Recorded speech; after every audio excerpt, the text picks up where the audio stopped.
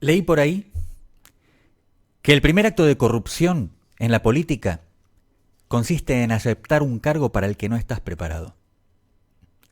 Ya había trascendido la confesión de la ministra de Capital Humano, Sandra Petovelo, de que no creyó que Milei tuviese oportunidad de ser presidente, cuando se comprometió con él, siendo candidato, para asumir la titularidad de la mega cartera que se creara por decreto número 8/23, suscrito el día mismo de la asunción.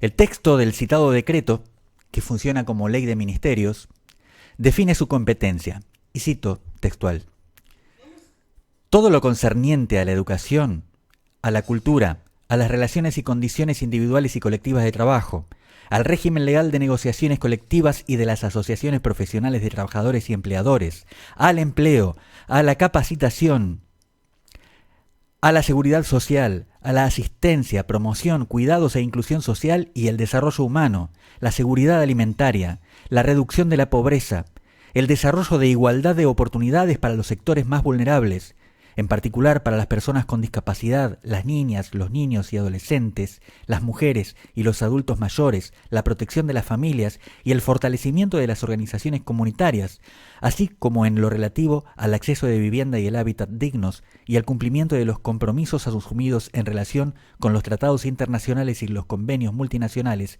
en las materias de su competencia, coordinando y articulando de manera federal y en particular. Los acontecimientos de los que fuimos testigos, sobre todo en los últimos días, revelan la intención real de concentrar en una sola cartera el ajuste brutal en todo su universo de competencia.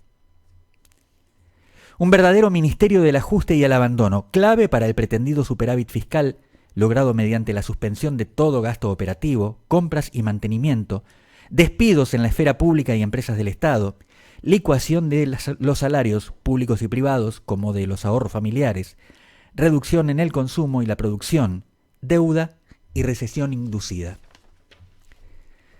El escándalo en torno de las miles de toneladas de alimentos sin distribuir y las versiones oficiales contradictorias y falaces vertidas por los funcionarios resultaron en el descubrimiento de todo un mecanismo de corrupción con facturas truchas, contratos directos y hombres de paja, para nutrir una caja negra que compraba dólares y financiaba la última máscara de la casta política, el mileísmo, con sus nuevos miembros, invitados y voluntarios que tenían el lauro de haber pertenecido siempre a la actividad privada.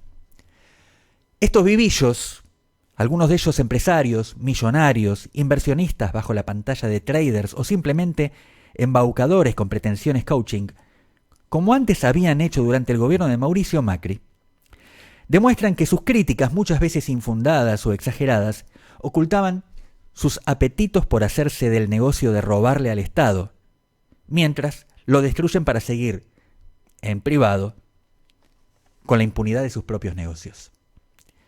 Del Estado apetecen contratos, aunque no puedan garantizar lo que el Estado hace. Para eso inculcan la falacia de que es ineficiente y malgastador. Lo que no quieren, en realidad, es que el Estado controle. Aprovechan hoy el Estado para dictar los privilegios tributarios consumados, liberalizar precios y tarifas y poner el peso contribuyente sobre los trabajadores y la clase media, que insiste en autopercibirse así, mientras su calidad de vida se degrada y alienta las cifras dramáticas de pobreza que ya supera el 55%. Más de 8 millones de personas son indigentes en el país, que es uno de los máximos exportadores de alimento del mundo. 8 millones de un universo de 25 millones de pobres, más de la mitad de la población. 10 millones de niños son pobres junto con las mujeres invisibles, sus madres. La feminización y la infantilización de la pobreza, que no están ni tienen pancartas en las agendas de reclamo. Con obscenidad el gobierno desacata a la justicia que ensalzaba en campaña cuando objetaba al gobierno Fernández. La Cámara tuvo que ratificar el dictamen del juez Casanelo para que informe los vencimientos de la mercadería escondida, su plan de distribución y que lo ejecute inmediatamente. Casi como una burla, horas antes, el gobierno suscribió de apuro un acuerdo con una ONG que no tiene capacidad necesaria ni la experiencia, aunque se le ofrezca desde el Estado la logística del ejército. Solo la dictadura había sido más salvaje en la destrucción de todo vestigio de soberanía y cultura de derechos en la Argentina. Y sabemos de qué modo.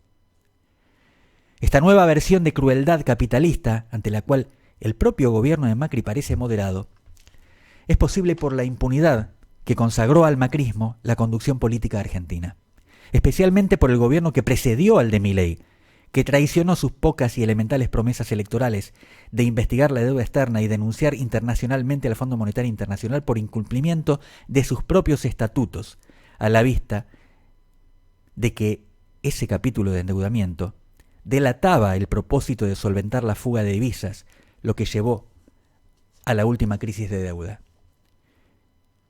¿Qué decir de la traición de horizontes muchísimo más cercanos, como el prometido aumento de los jubilados en el día mismo en que asumiera? Iba a ser del 25%, pero en cambio lo que se hizo fue reformar la fórmula que existía, que los hubiera favorecido gracias a que tenía la cláusula de inflación. Y que desde entonces, durante todo el gobierno de los Fernández, los jubilados fueron perdiendo su poder adquisitivo. La minoría parlamentaria en la Cámara Baja que representa al radicalismo se negó a discutir una agenda más amplia convocada por Unión por la Patria para no quedar pegada, pero convocó a debatir una nueva fórmula jubilatoria que recuperara la pérdida de la clase pasiva en los 6 meses de Milei. Logrado el acuerdo, al menos en la Cámara Baja, anunció en un foro económico regional el propio presidente Milei que va a vetar cada ley que atente contra el superávit fiscal y que eso le importa 3 carajos. Entre los especuladores, los temerosos y los que perdieron autoridad para criticar, el pueblo argentino sigue esperando que la política asuma su rol y ponga límites al autócrata antes de que la desesperación se exprese en estallidos para los cuales ya está prometida la represión. Soy Ariel Magirena. Bienvenidos, ahí se nos vino la noche. Vamos a hacer la hermosa versión que él hizo de Gil Trabajador.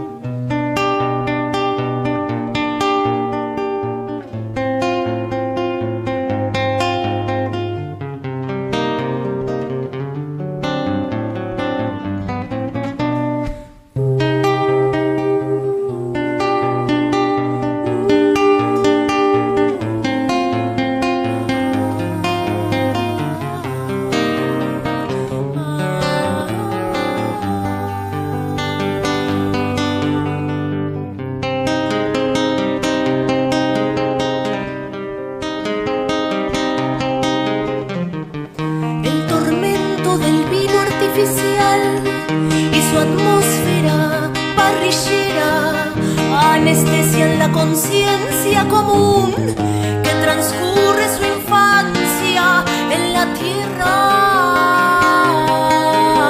estomacal, masticando esta siniestra heredad. Prisionera estoy en mi ciudad natal, donando sangre al antojo de un patrón por un mísero sueldo con el cual no logro esquivar el trago amargo de este mal momento, mientras el mundo policía y ladrón me bautizan sonriendo. Gil Trabajador, bestia humana que duermes aún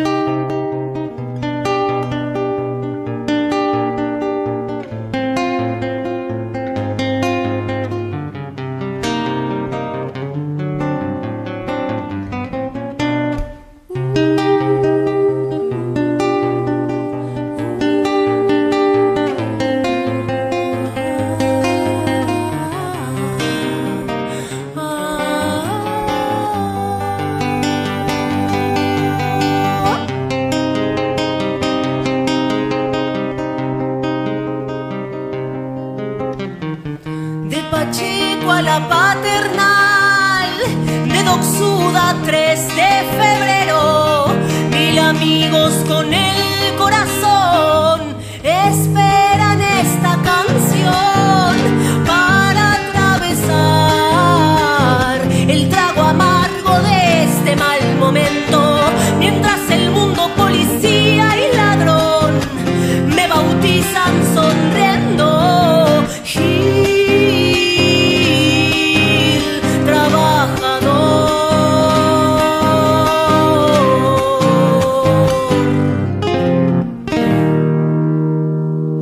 Gil, trabajador.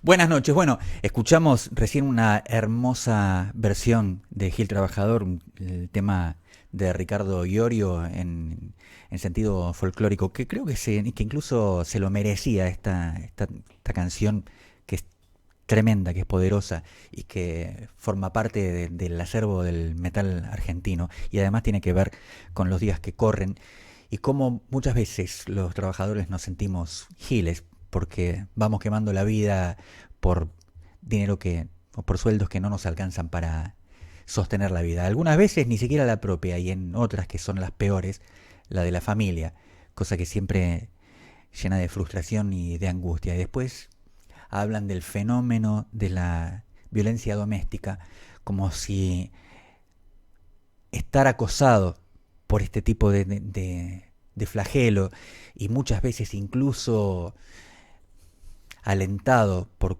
consumos inconvenientes, no generaran precisamente ese riesgo. Hablaba hace un rato con Daniel Martín, nuestro operador, la necesidad que tiene un verdadero plan de seguridad para pacificar a la sociedad argentina, de quitar de la ecuación del delito a aquellos que recurren a él por desesperación, para poder, mediante una dotación correcta de armamento y tecnología, de recursos y de salarios a las fuerzas de seguridad, de los elementos necesarios para combatir el delito organizado, las mafias. Y por otra parte, la decisión política de combatir la corrupción, que por ahí es que se van los gastos inicuos del Estado. No importa, ya lo hemos comprobado en estos últimos días, no importa quién gobierne. Perseguir a los que se aprovechan de la teta del Estado y a los que se organizan para cometer delitos, muchos de ellos de guante blanco, pero otros que además son el flagelo de nuestra juventud o de nuestra población en general, porque un joven que sea víctima de ese tipo de consumo problemático por culpa del narcotráfico es un riesgo también para la sociedad y para la familia. Es el autor de delitos domésticos y a veces menores, pero otras veces mortales. Si se atreviera alguna vez un gobierno a rescatar a la población que está en condiciones de trabajar y de blanquear las relaciones laborales, digo, hacer cumplir los derechos laborales de tal manera, y esto es muy fácil con la tecnología que existe hoy.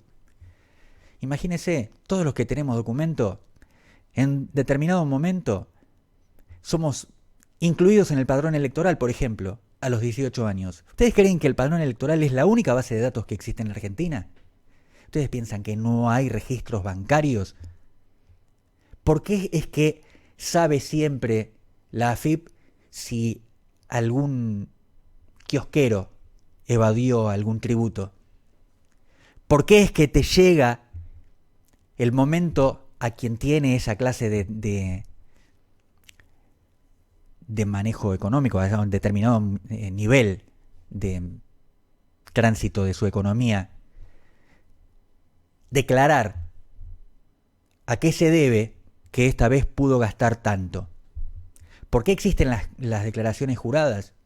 ¿Por qué no se usan los datos bancarios para que no una persona, sino un sistema, y no se asuste, una inteligencia artificial, mediante algoritmos que son muy fáciles de elaborar, pueda desarrollar un sistema tributario que se cobre del flujo de dinero? ¿Sabe por qué no ocurre eso? Porque hay quienes no quieren. Y no es solamente la política.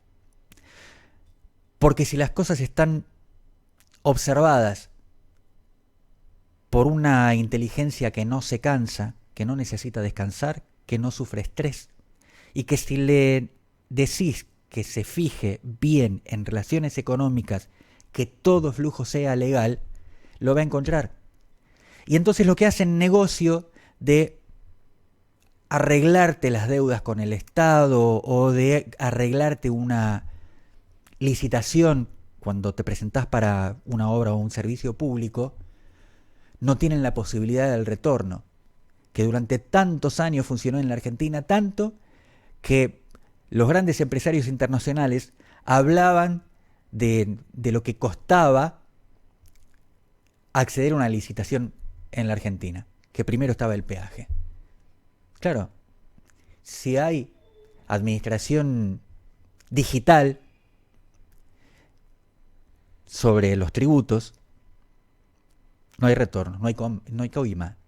Y es más, cuando aparece un ingreso que se pueda sospechar una coima, la propia inteligencia artificial le avisa a los funcionarios de la DGI y un inspector te llega y te dice: a ver, ¿me explicás cómo es esto de que vos trabajaste toda tu vida como juez? O sea, que ganaste mucha plata, pero tus propiedades exceden lo que ganaste en toda la vida. ¿Qué te ganaste? La lotería. ¿Cuándo fue? Porque yo te tendría que tener registrado en eso. Explícamelo. Si todos esos recursos que hoy se escapan pudieran enfocarse en la justicia social, si cada trabajador estuviera registrado y además cada joven o cada argentino en condiciones de trabajar estuviese registrado, de alguna manera, alguno será empresario y entonces allí está la explicación de su economía. Pero todos los trabajadores, a la edad de trabajar, a los 18 años, debería encenderse una alarma, así como te habilita el padrón electoral a que a partir de esa edad o de los 16, según las leyes de los últimos años, te habilita a votar y te avisan y formás parte del padrón. Del mismo modo, cuando encuentran que tu identidad no está vinculada con ningún patrón, un trabajador, trabajadora social, te visita en tu casa y te pregunta: ¿qué está pasando con vos? ¿Te echás a vago? ¿Vivís de pasar merca? ¿Estás estudiando y tus padres te mantienen? Todo se puede entender. Decía un sabio de la política argentina, que se llamó Juan Domingo Perón, varias veces lo he citado, que no es justo que haya gente que no produzca ni siquiera lo que consumen. Necesitamos fortalecer el sistema de protección social y la garantía de los derechos laborales. Y la garantía de un salario justo, de un salario digno, que alguna vez se calificó como mínimo, vital y móvil. Y hoy encontramos con que más del 60% de los trabajadores registrados no llegan a cubrir la canasta básica. Son momentos en los cuales nos preguntamos qué necesita la Argentina. Y para los cuales además necesita, porque no es que esto lo tiene que hacer una inteligencia que la brinde un proveedor privado. No es arreglar con Elon Musk de que administre las arcas de la Argentina. como si nosotros no tuviéramos expertos en computación capaces de crear nuestros propios mecanismos digitales para hacerlo, y no tuviésemos universidades de ciencias exactas capaces, además, de hacer el control, de investigar que nada se escape por ahí, porque a veces, bueno, existen los ataques y por eso se necesita de gran capacidad de almacenaje, de antivirus, de respaldos, para que no aparezca uno y te enviruse una base de datos y después te quiera extorsionar para devolvértela. No es tan difícil.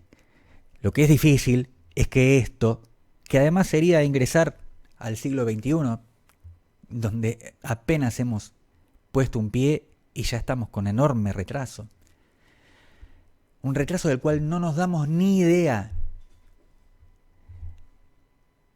Estamos trabajando con tecnología obsoleta que forma parte de lo más barato que hay en el mercado del mundo. ¿Por qué? Porque no tenemos ingresos como para bancarnos ni siquiera un celular de alta gama.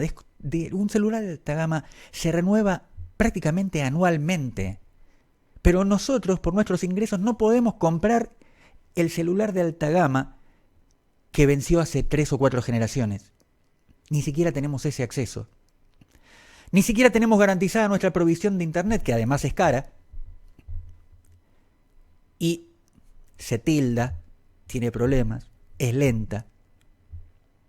Porque no hay interés en invertir en la Argentina para hacer las ganancias en una moneda deficitaria como la nuestra. ¿Y a quién le interesa aniquilar al Estado? Yo estoy buscando ahora un audio del propio, bueno, no te digo quién es, así vos lo identificás, porque lo importante es lo que dice. Tengamos en cuenta que en cada proceso electoral lo que hacemos los ciudadanos es elegir quién administra el Estado. El Estado representa el macro de administración de lo más importante, no solamente en materia de servicios, sino en garantías, fundamentalmente en garantías constitucionales. Escuchémoslo a ver qué le parece a ustedes y si lo reconocen. Siempre me hace esto, ¿no? Es como estar infiltrado en las filas enemigas. Amo ser el tope dentro del Estado. Soy el que destruye el Estado desde adentro. Es como estar infiltrado en las filas enemigas. Precisamente lo contrario de lo que necesitamos los argentinos. Necesitamos a alguien a quien le interese el Estado y lo limpie definitivamente. Porque si no, hay cuevas de corrupción que están funcionando y que se heredan administración tras administración. Sin embargo, lo que quiere el presidente, porque ya ustedes lo identificaron, es que el Estado no exista, o sea, que el Estado no controle. Si no hay Estado, no hay policía, o sea, no hay seguridad. Si no hay Estado, no hay salud pública. Si no hay Estado, no hay educación. La idea del liberalismo capitalista o del libertarismo es que cada quien se gestione lo que necesita. Y los que ya terminaron su proceso productivo, y los ancianos, y los que todavía no comenzaron por él, que son los niños, ¿cómo se lo gestionan? Que se lo gestiona la familia. Qué absurdo estamos imaginando. ¿Dónde funcionó una cosa así? En lo que va de la semana, venimos hablando de el impacto internacional de la caída económica de la Argentina. Esto es porque, con la misma expectativa electoral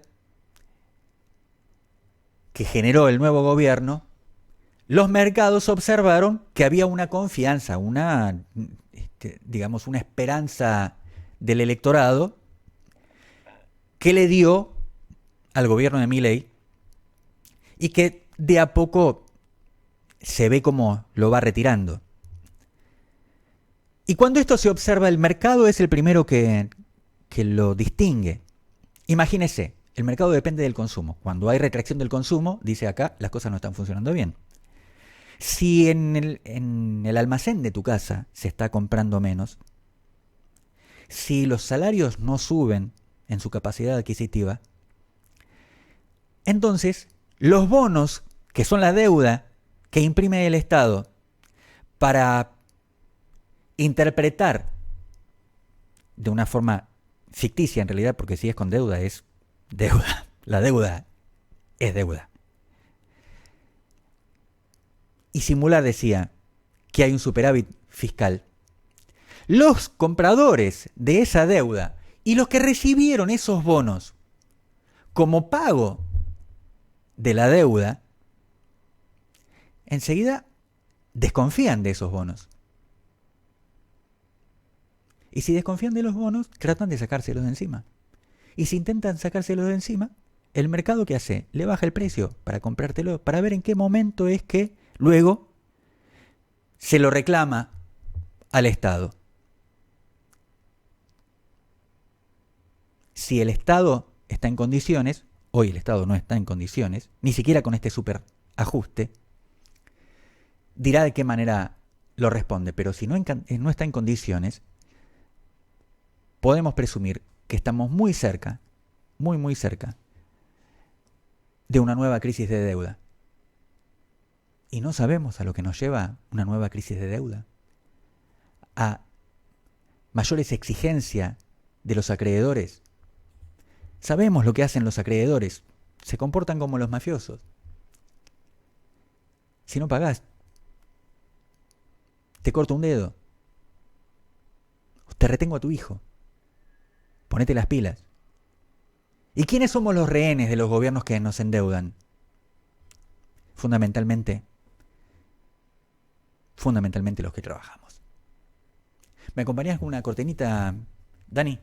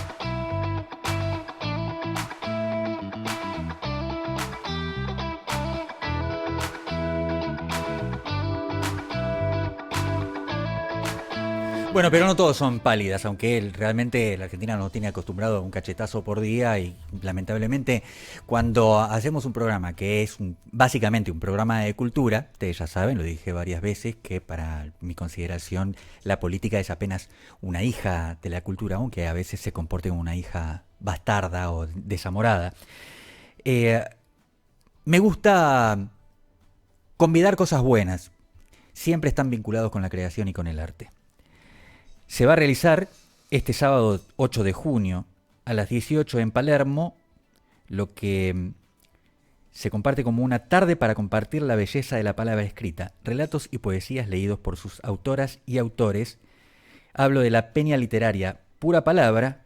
Por eso estamos en comunicación con María Fernanda Barro Gil para que nos cuente de qué va esta experiencia. Bienvenida, María Fernanda. Hola, muchas gracias, Ariel, por convocarme. Bueno, la idea es compartir un poquito el hecho de que vos hayas llamado a tu peña literaria nada menos que Pura Palabra, habla de lo que significa la palabra para este animalito que salió del resto de las especies para comunicarse de manera especial, no solamente para dar información, sino también para convidar un poquito de su alma. Exactamente, sí. Pura Palabra es un término hermoso que a mí se me ocurrió, perdón que sea mío, ¿no? Es hermoso. La marca, ¿no? Con la que denominé, tengo una pequeña editorial independiente y el taller literario y también la peña.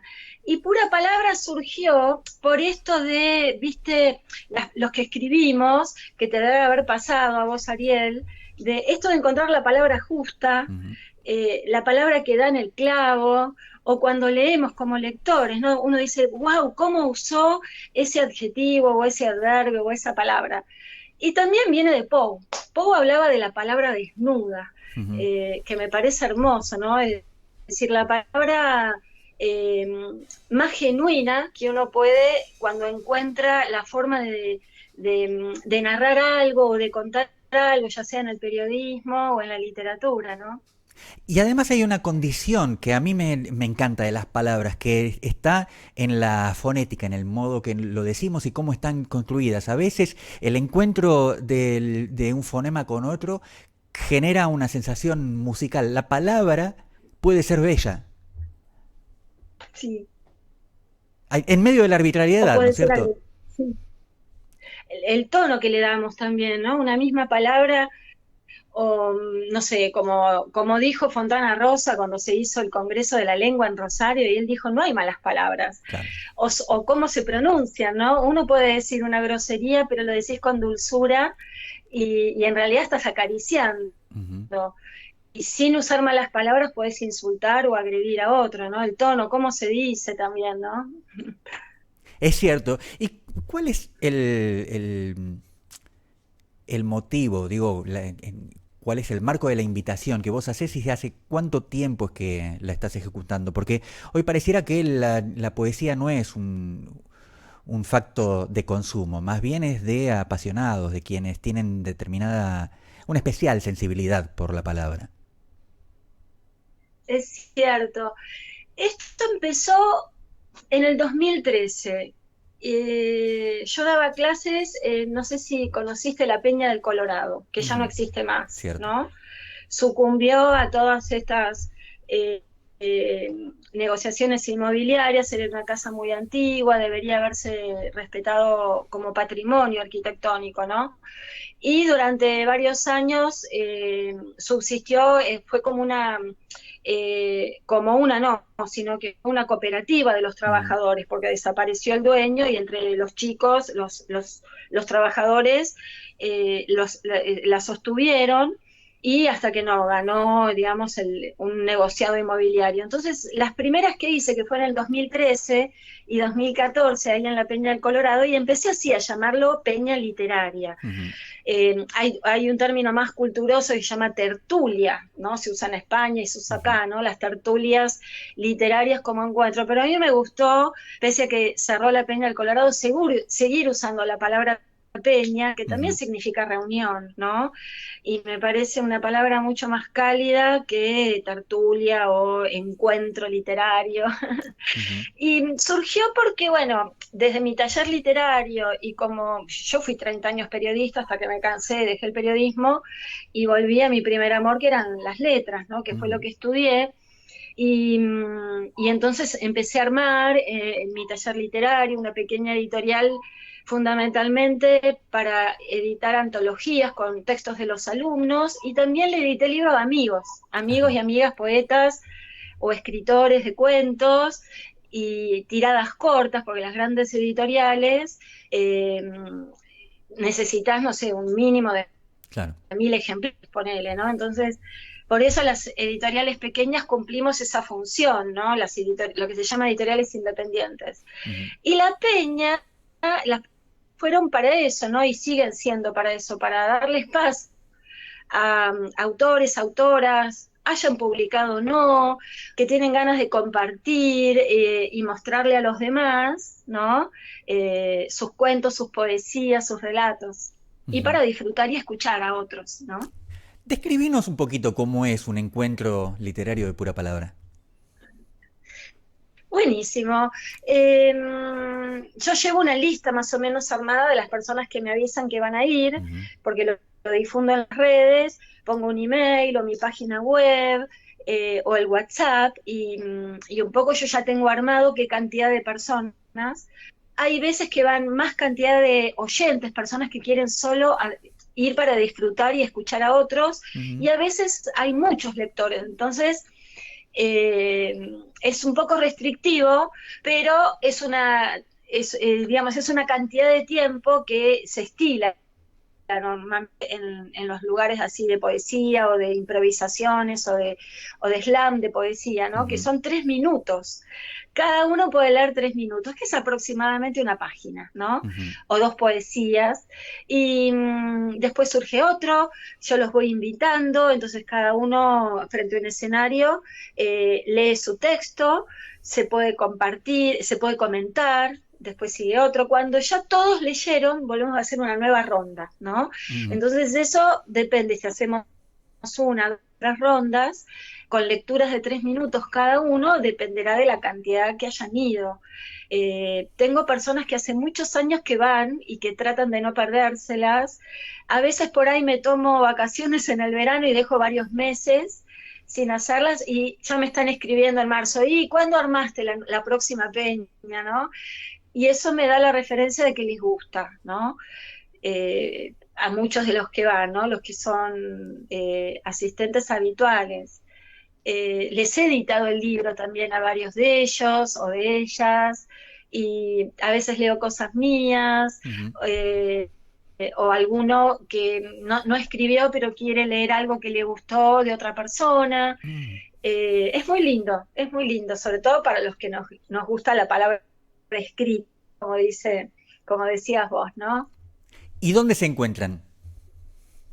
En Palermo, a veces cambio de lugar, pero el de pasado mañana es en un lugar precioso que es centro cultural y también bar, que se llama Bar de Fondo, que está en la calle Julián Álvarez, 1200, justo en una esquina, 1 cuadra antes de llegar a Córdoba.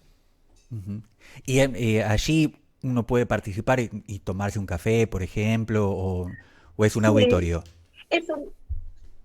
Sí, es un bar accesible, puedes tomarte un cafecito, una cerveza, empanaditas, hacen comidas sencillas y se mezclan las personas.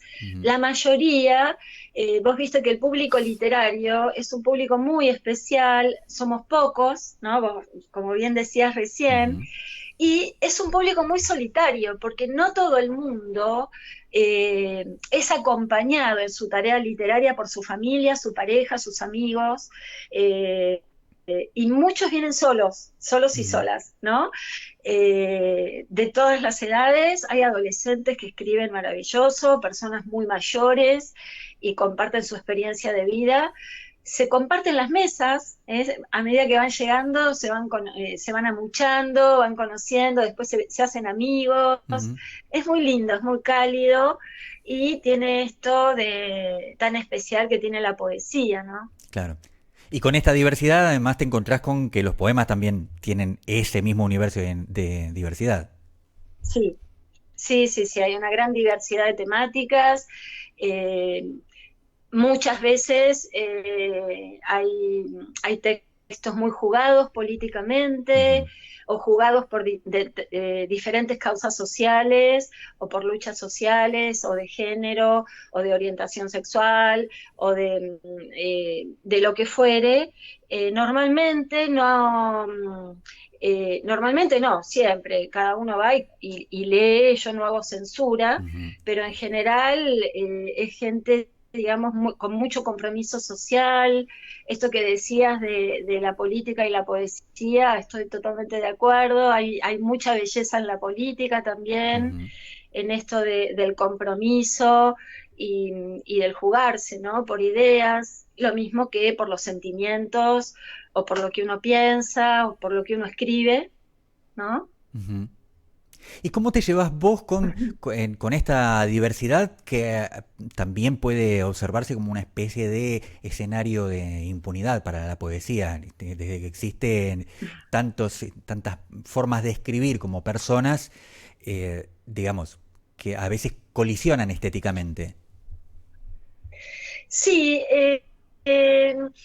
cuando no conozco a la persona, esto es una modalidad porque me lo pidieron muchos, desde hace un año les pido que me envíen primero los textos, pero no es una censura ni política ni en temática, sino para ver un poco la calidad del texto literario, claro. Es decir, separarnos un poco de esos estilos muy antiguos, esas poesías muy repetitivas o casi infantiles, porque me lo han pedido muchos, ¿no es cierto? Pero yo no hago ningún tipo de censura. Cuanta más diversa y amplios sean los temas, me parece mucho mejor y mucho más enriquecedor, ¿no? No hay, digamos, yo no siento que haya una colisión en la diversidad, todo lo contrario, ¿no es cierto? Hay toda una efervescencia. Los textos de las personas muy jóvenes tienen particularidades que se diferencian de las personas más grandes, que por ahí tienen o temáticas o formas de, por ejemplo, poesías con rima, que esto caracteriza más a las personas muy mayores, pero también es lindo, ¿no? Claro. La musicalidad de la rima, que en definitiva las letras de canciones tienen rima, ¿no es cierto? Ese andamiaje, ¿no? Donde encontramos tanto la poesía como la música, ¿no? Vos sos músico, ¿no es cierto? Sí, Ariel, me acuerdo. También. Y compositor y poeta también. Así que sí, por eso me apasiona y me gusta el fenómeno, ¿no?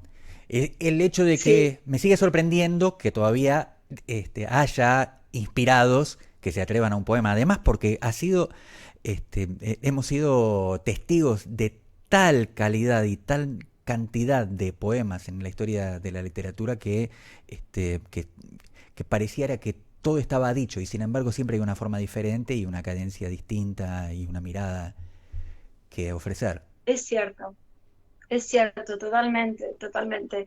Me sorprendo con los más jóvenes, por ejemplo, que traen intereses diferentes, nuevas influencias. Me mencionan a veces autores que no conozco, claro.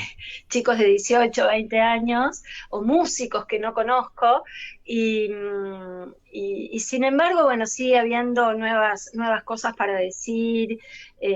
No, es maravilloso, muy lindo.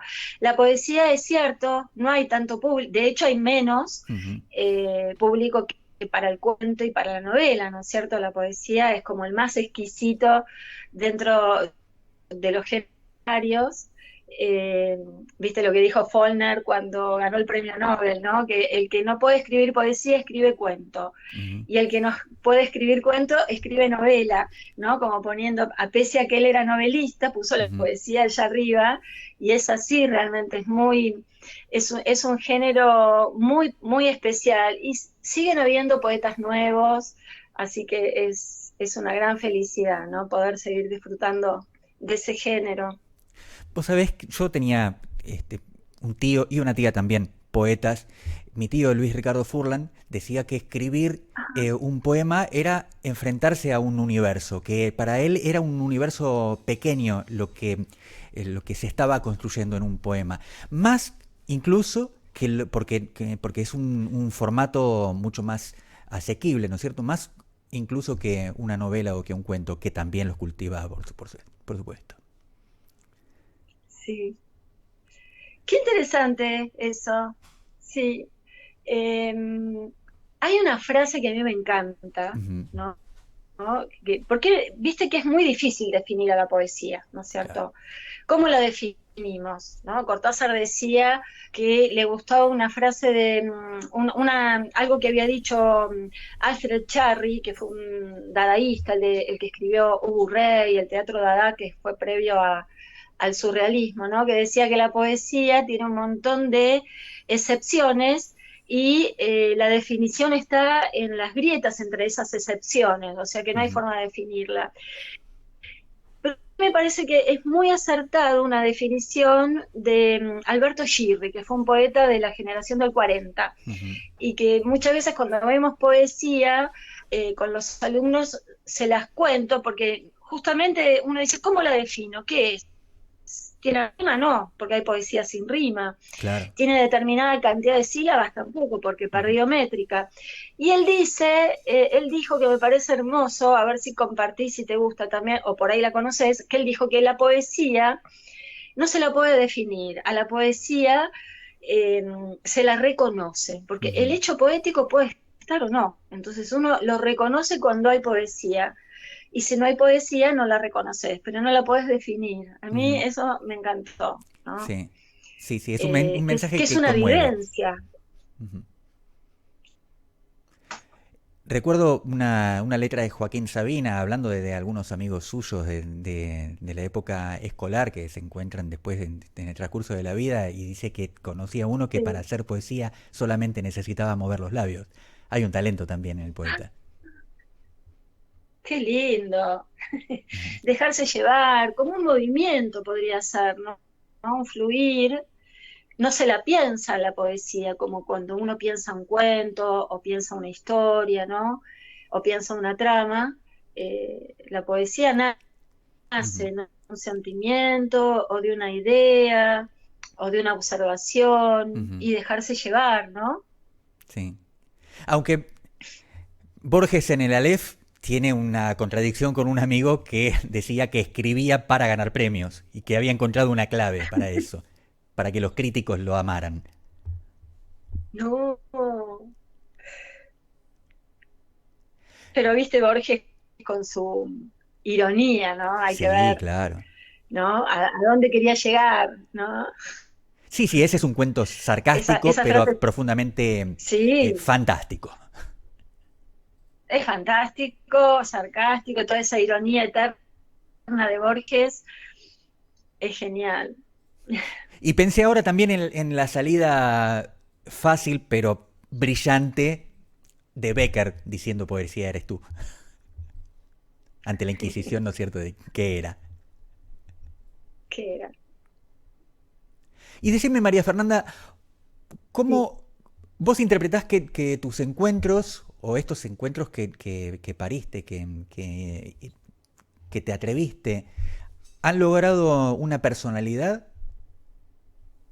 Sí, yo creo que sí. Ujú. Eh, Hay mucha actividad literaria, ¿no? En nuestro país, felizmente, viste que es uno de los países que más venta tiene, pese a la crisis económica y lo Ujú. caros que están los libros, Oh, sí.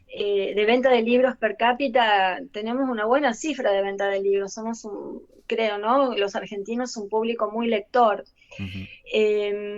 Y hay bastante movimiento literario, ¿no? Dentro de lo que uno puede pensar que da esta actividad. Pero por lo que me dicen, ¿no? A mí me cuesta ver o definirme. Ujú. eh, yo observo, ¿no? Lo que me devuelven los demás, ¿no es cierto? Ujú. Ya desde el nombre, Peña Literaria,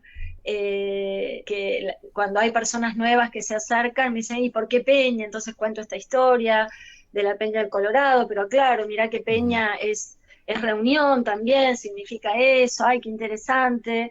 Y es como que está teniendo un sello propio, ¿no? Ujú. Eh, Hay algo hay algunas novedades que cuando se concreten te voy a a contar, ahora no puedo contarlas, pero que me indican, ¿no es cierto?, unos proyectos que hay en danza que me han comentado, que me encanta, pero no puedo decir nada. Está bien, entonces guardemos el misterio. Quisiera, y además te pero tomo la que me palabra, invitan, hablando de palabra, evidentemente, para que vuelvas a participar del programa, pero incluso que puedas venir a visitarnos. dale, me encanta. Fernanda, vamos a Y cerrar llevo un el libro, programa dale. haciendo la invitación. Otra vez, contanos, ¿dónde vas a estar el sábado? ¿A qué hora? La dirección. Y si tenés Perfecto. una palabra para compartir con Sábado nosotros. 8 de junio.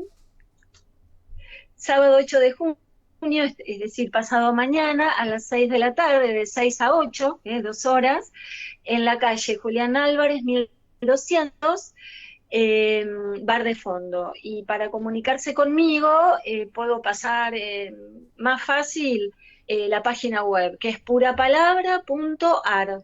Bien sencillo, y ahí está en todo caso la llamada para mensaje WhatsApp y comunicarse conmigo. Muchas gracias y hasta la próxima, María Fernanda. Por favor, gracias Ariel, a vos y a todo el equipo. Muchas gracias. Bueno, y así llegamos al final de Y se nos vino la noche. A veces pasamos noches lindas, ¿no es cierto? Nos volvemos a encontrar mañana si vos querés. Chao.